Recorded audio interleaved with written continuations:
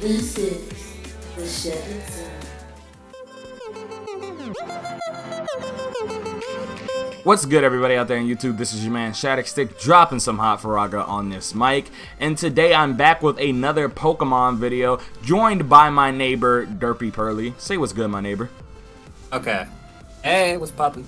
Alright, so basically we're going to talk about the new Pokemon game coming to the Switch. It is a core series game, meaning it's in the vein of Red, Blue, Gold, Silver, Ruby, Sapphire, Diamond, Pearl, Black, White, etc., etc. It's a main core RPG series. It's not a spin-off like Colosseum or Gala Darkness, and that's really interesting. And one of my first major points is it's the first major core release on a console. I'm trying to figure out how it's going to look, what they're going to do with the camera angles, and in general what they're going to do in terms of online features, etc. How do you feel, Derpy? I feel like the online features are my main priority because I still want that free online, playthrough like I did for the 3DS. So that's my major worry. I'm not really worried about the graphics or anything because I know that once they put it on the Nintendo Switch, it's most likely going to look clean and slick AF. So I'm not really worried about that. But I am worried about how the characters will look. Are they going to allow the characters to look like the same ones on the 3DS where they're all big, or are we going back to the originality where they just go big and then they miniaturize them? Well, I don't think they're going to miniaturize them because of the simple fact that on the 3DS, the hardware allowed for them to be full-bodied 3D models. That's one of the main catches of the 3DS.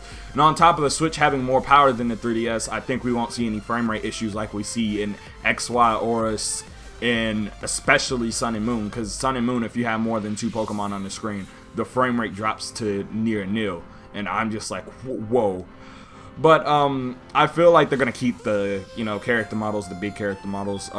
One major thing I like to see is dynamic camera angles, because that's something we haven't really had in a Pokemon game, I think, ever, in terms of being able to control the camera ourselves. And I also want to see that. Why do you not want that? I just said yeah. Oh, I was about to say, I was like, why do you not want that? I was about to hurt you.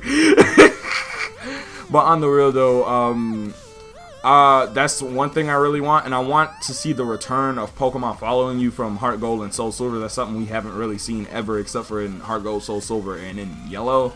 And I didn't care for Yellow like that, because I don't care for Gen 1 like that. But in terms of just having Pokemon follow you, I want to see what they could do with that, because they have the power to do these things now. It's not like they don't. I just want to see... They do. That's what everybody wants. I want to see how far they come with the Switch being the console in mind.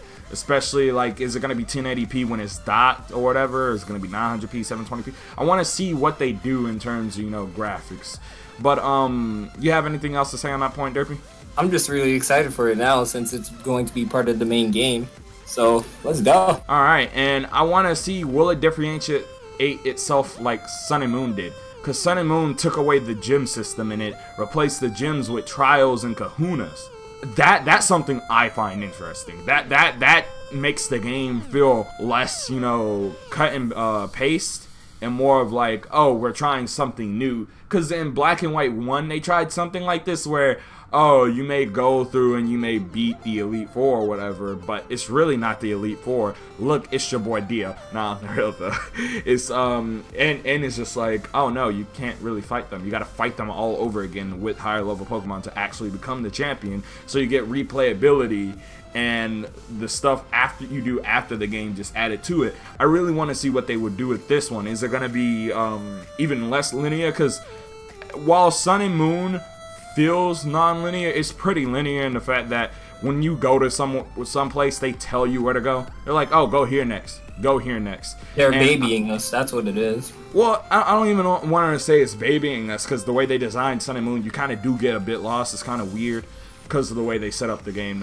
The way the map is set up is different than other Pokemon games. But I would really like to see what they do. Now, I don't want them to go so far back as to, you get stuck in the game like Gen 1 and a little bit of Gen 2, you just don't know what to do. I'd rather them go somewhere in the balance, which is Gens 3 and 5 in terms of exploration and how they do the region. How do you feel? See, I have to disagree with you with that because, for one, I really loved that little extraness that they did for Gen 1, where I actually had to think outside of the box on like where I needed to go.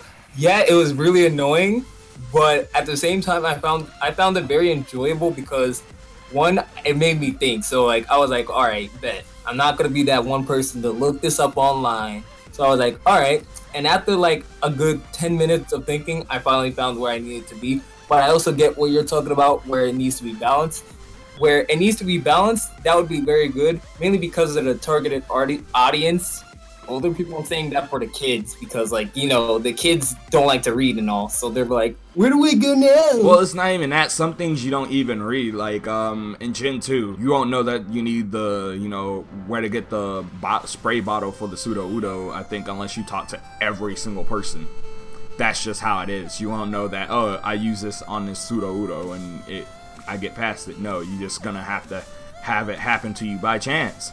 And I think that's where a lot of it lies. Like, a lot of those games, especially back then, were based on chance because you had to elongate the game as long as possible. The game had to be as long as possible. You didn't have online. There wasn't that much replayability in terms of just, you know, being able to fight other people. You didn't always have people immediately around you that also had the game. And I think that's where, you know, I stand on that. While, yeah, I understand where you come from, I feel there needs to be a balance, like Gens 3 to 5. You know, you can do it on your own, but in something where you wouldn't know without talking to every single person around you or someone in some far off city away from the objective, I feel like the game really just needs to tell you blatantly, hey, you can go do this or you do this right here. And then, you know, the rest of the game is free hands. You do what you want, you know. That's how I feel about it. In terms of, you know, will it be closer to the core games or Coliseum and XD Gale of Darkness? I want you to take the lead on this one, Derpy. I want it to be like Gales of Darkness. Why? Because Gales of Darkness was so lit.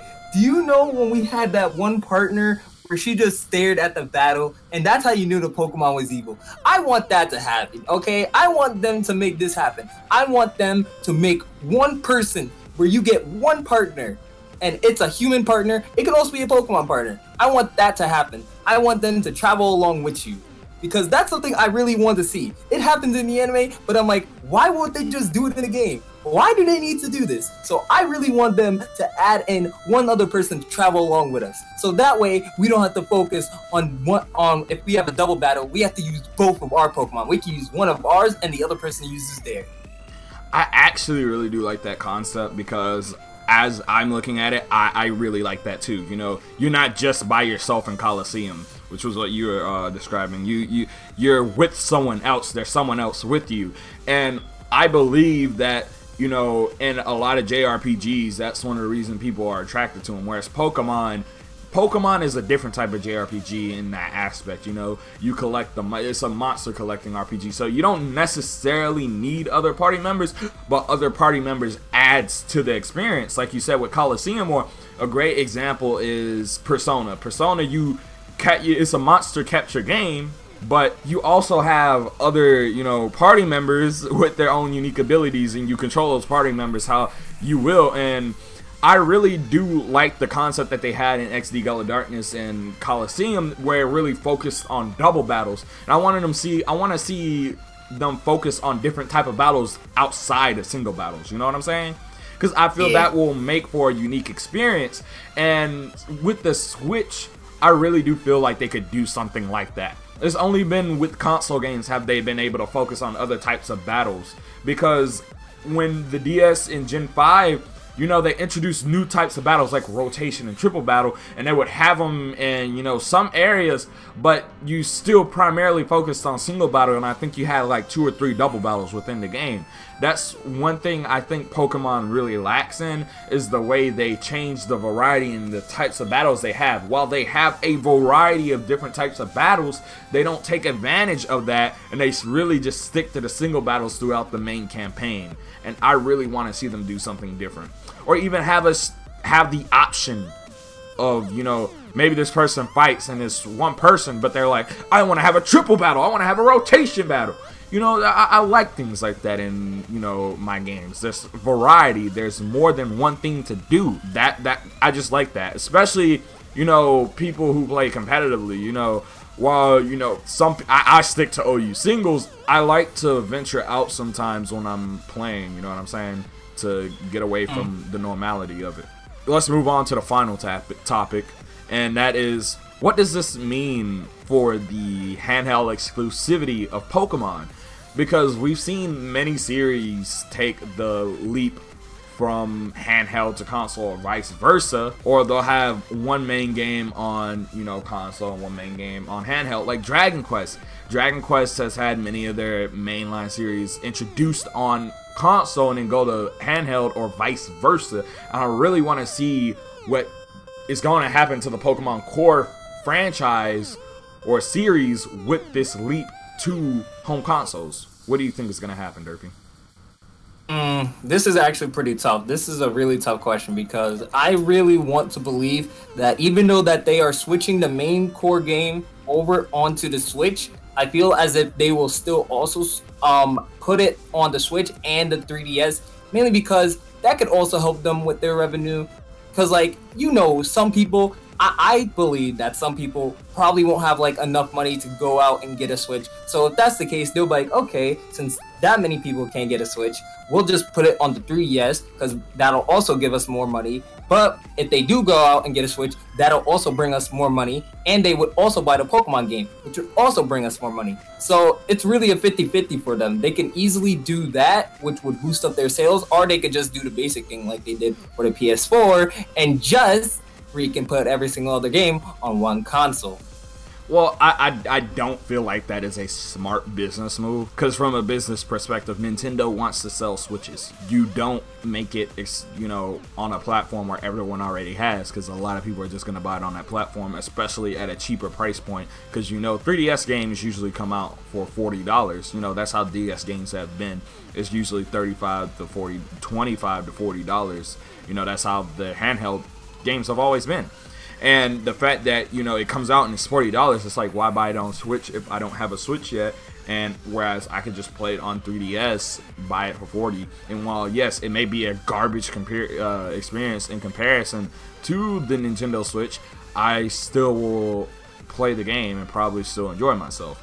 That's where you draw the line. It's like, this is business. Consoles move forward. You know, you can't be thinking behind in time. You got to think the long term instead of the short term. You know, you're saying, oh, well, more people have 3DSs. Well, people are going to buy Switches to pick up Pokemon, so more people will have Switches to play Pokemon. You see what I'm saying? Any closing thoughts on this, Derpy? If you guys are listening to this video right now, put in that partner, because if you do, I will buy everyone a Switch. Don't hold that to me. I'm not buying anybody a Switch. Buy myself one first. I'll edit it out and have it to where, you know, they just be like, oh, he said he's buying everyone a Switch. Well, all right, we'll just put it on there so he buys everyone a Switch. I have money. But on the real though, guys, this has been your man Shadicstick. Don't forget to comment, like, and subscribe. Make sure you check out my boy Derpy's channel, and I will have the video that we collabed on his channel that I wasn't able to upload on my channel. This has been your man Shadicstick, and I'm out. Peace. Kiss, kiss. Again, make sure you subscribe to Derpy Pearly.